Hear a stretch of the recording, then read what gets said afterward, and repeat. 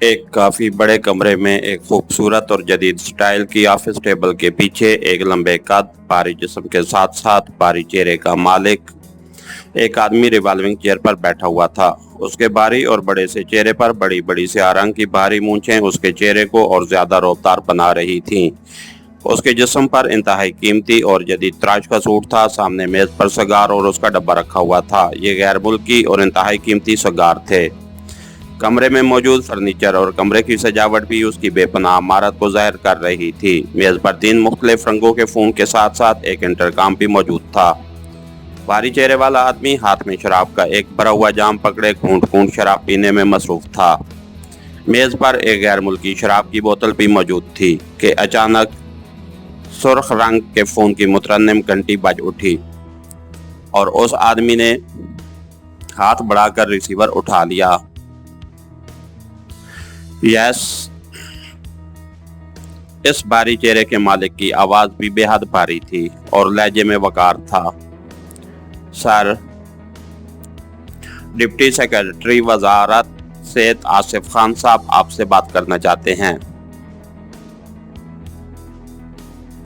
दूसरी तरफ से एक मुअद्दबाना सी आवाज सुनाई दी। कराओ बात। भारी चेहरे वाले ने उसी तरह बावकार लहजे में कहा। हेलो जनाब, मैं आसिफ खान बोल रहा हूँ। चंद लम्हों बाद एक मर्दाना आवाज सुनाई दी। लहजा मुअद्दबाना था।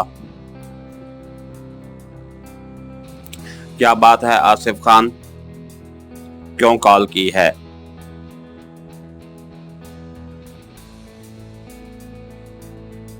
भारी चेहरे वाले ने कदरे नाखुशगवार से लहजे में कहा। आपको एक अहम इत्तला देनी थी। कोई सरकारी ग्रुप स्पेशल अद्वियात के खिलाफ काम कर रहा है। आसिफ खान ने कहा। कौन सा ग्रुप? भारी चेहरे वाले ने उसी तरह मुतमईन से लहजे में कहा। तफसील का तो इल्म नहीं हो सका, सिर्फ इतना मालूम हुआ है कि कोई सरकारी ग्रुप है। उसका नाम 4 स्टार्स है और ये स्पेशल अद्वियात के खिलाफ काम कर रहा है। आसिफ खान ने जवाब दिया।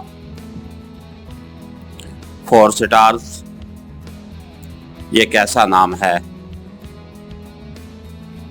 ऐसे नाम सरकारी इदारों के तो नहीं होते। भारी चेहरे वाले ने हैरत भरे लहजे में कहा। यही नाम है और इसको पाकिस्तान सीक्रेट सर्विस के चीफ की सरपरस्ती हासिल है। और ये भी मालूम हुआ है कि इस ग्रुप ने पहले भी इस किस्म के कामों में काफी शोहरत हासिल कर रखी है। आसिफ खान ने कहा। तुम्हें कैसे इत्तला मिली है? भारी चेहरे वाले ने कहा। सेक्रेटरी वजारत खारजा सर सुल्तान ने सेक्रेटरी वजारत सेहत से स्पेशल अद्वियात के सिलसिले में बातचीत की। मैं उस वक्त वहीं मौजूद था। उन्होंने बताया कि पूरे मुल्क में यह धंधा वसी पैमाने पर हो रहा है। वजारत सेहत इस बारे में क्या कर रही है? तो सेक्रेटरी साहब ने बताया कि उन्हें तो इस बारे में कोई रिपोर्ट नहीं मिली। तो सेक्रेटरी वजारत खारजा ने उन्हें बताया कि पाकिस्तान सीक्रेट सर्विस के चीफ ने उन्हें बताया है कि पूरे मुल्क में ये काम जोरों शोर से हो रहा है और उनके तहत काम करने वाला एक ग्रुप 4 स्टार्स ने इस सिलसिले में काफ़ी काम कर लिया है। जिस पर सेक्रेटरी साहब ने कहा कि वो इस सिलसिले में खुद भी तहकीकात करेंगे और फिर राब्ता ख़त्म हो गया। और इतनी बात का तो मुझे इल्म है कि सेक्रेटरी वजारत खारजा सर सुल्तान ही पाकिस्तान सीक्रेट सर्विस के इंतज़ामी इंचार्ज हैं। मैंने सोचा कि आपको इत्तला कर दूं ताकि आप होशियार हो जाएं। आसिफ खान ने कहा। ठीक है, हम पहले से ही होशियार हैं। बहरहाल तुम्हारा शुक्रिया, तुम्हारा इनाम तुम्हें मिल जाएगा। भारी चेहरे वाले ने कहा और रिसीवर रखकर उसने इंटरकॉम का रिसीवर उठाया और 2 नंबर प्रेस कर दिए। Yes sir. दूसरी तरफ से वही नस्वानी आवाज सुनाई दी। करमदाद खान से बात कराओ। भारी चेहरे वाले ने कहा और रिसीवर रख दिया। चंद लम्हों बाद इंटरकॉम की घंटी बज उठी तो उसने हाथ बढ़ाकर रिसीवर उठा लिया। यस, भारी चेहरे वाले ने कहा। करमदाद खान मुल्क से बाहर है जनाब। उसका खास आदमी रॉबर्ट भी ऑफिस में मौजूद नहीं है। दूसरी तरफ से कहा गया। ओह अच्छा, ठीक है, भारी चेहरे वाले ने कहा और रिसीवर रखकर اس نے سفید رنگ کے فون کا ریسیور اٹھایا اور تیزی سے نمبر پریس کرنے شروع کر دیے۔ جہان انٹرپرائزز رابطہ قائم ہوتے ہی ایک نسوانی آواز سنائی دی، لہجہ کاروباری تھا۔ عبدالشکور سے بات کراؤ، میں الف خان بول رہا ہوں، بھاری چہرے والے نے گونجدار لہجے میں کہا۔ یس سر، ہولڈ آن کریں، دوسری طرف سے کہا گیا۔ یس سر، آپ کا خادم عبدالشکور بول رہا ہوں۔ چند لمحوں بعد ایک منمناتی ہوئی سی آواز، انتہائی مؤدبانہ آواز سنائی دی۔ عبدالشکور، تمہارے آدمی سینٹرل سیکریٹریٹ میں ہیں، الف خان نے کہا۔ جی ہاں جناب، حکم فرمائیے، دوسری طرف سے اسی طرح مؤدبانہ لہجے میں اور منمناتی ہوئی آواز میں کہا گیا۔ سیکریٹری وزارت خارجہ سر سلطان نے سیکریٹری وزارت صحت کو فون پر بتایا ہے کہ کوئی سرکاری گروپ جس کا نام 4 سٹارز ہے اور جو پاک ایشیا سیکرٹ سروس کے چیف کی سرپرستی میں کام کرتا ہے، ہمارے خلاف کام کر رہا ہے۔ تم نے اس گروپ کے بارے میں وہاں سے معلومات حاصل کرنی ہے، کیا تم کر لو گے؟ الف خان نے کہا۔ بالکل جناب، آپ کے حکم کی تعمیل ہوگی جناب عالی، عبدالشکور نے اسی لہجے میں جواب دیا۔ کتنا وقت لگے گا تمہیں؟ الف خان نے پوچھا۔ صرف 1 گھنٹے کی مہلت دے دیجئے جناب عالی، میرا خاص آدمی وزارت خارجہ کے انتہائی اہم عہدے پر ہے، اسے یقیناً اس بات کا علم ہوگا، نہ بھی ہوگا تو جناب عالی وہ معلوم کر لے گا، دوسری طرف سے کہا گیا۔ ٹھیک ہے، میں 1 گھنٹے بعد تمہیں دوبارہ کال کروں گا، الف خان نے کہا، اور ریسیور رکھ کر اس نے ایک بار پھر شراب کا گلاس اٹھایا اور شراب سپ کرنی شروع کر دی۔ آن ہے 4 سٹارز، اس نے بڑبڑاتے ہوئے کہا۔ اس کے بڑبڑانے کے انداز ایسا تھا جیسے وہ اس گروپ کو پرکاہ کی بھی حیثیت دینے کے لیے تیار نہ ہو۔ ابھی تھوڑی ہی دیر گزری تھی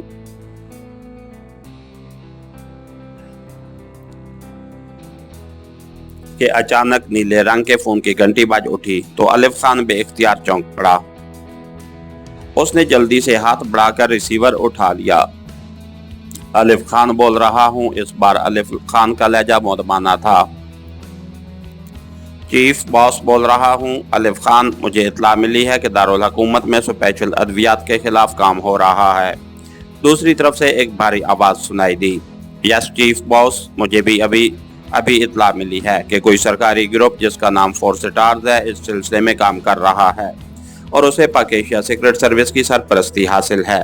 میں نے اپنے آدمیوں کو کہہ دیا ہے کہ وہ اس گروپ کی تفصیلات حاصل کریں تاکہ اس گروپ کا فوری خاتمہ کیا جا سکے۔ الف خان نے جواب دیا۔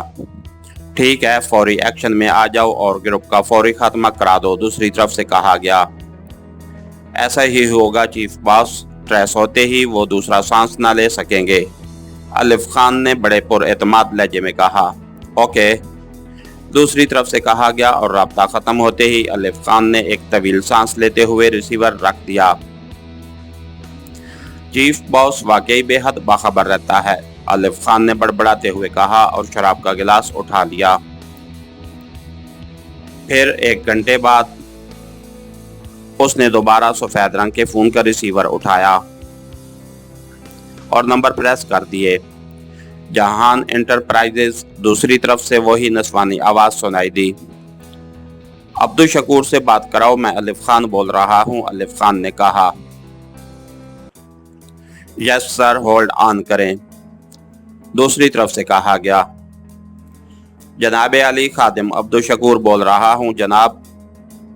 چند لمحوں بعد عبدالشکور کی منمناتی ہوئی انتہائی مؤدبانہ آواز سنائی دی۔ کیا رپورٹ ہے عبدالشکور؟ الف خان نے کہا۔